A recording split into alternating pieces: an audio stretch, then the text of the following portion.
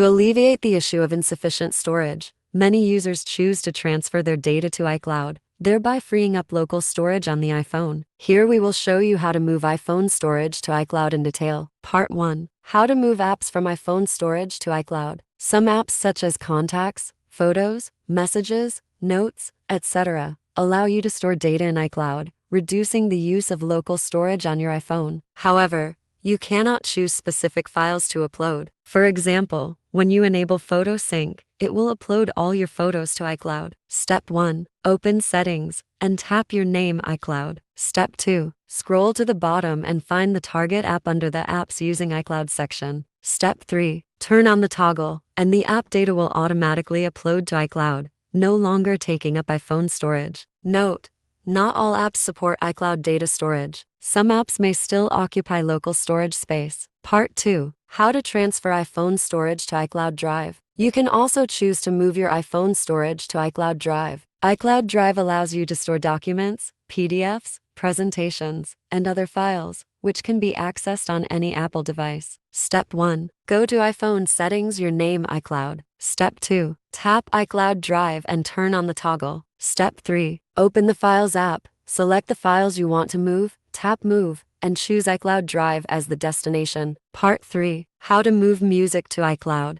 If you enjoy using Apple Music, you can subscribe to it and enable the Sync Library feature to upload your songs to iCloud. Step 1. Go to Settings Music. Step 2. Turn on the Sync Library option. Additionally, you can enable the Optimize Storage option, which will automatically delete songs that haven't been played in a while.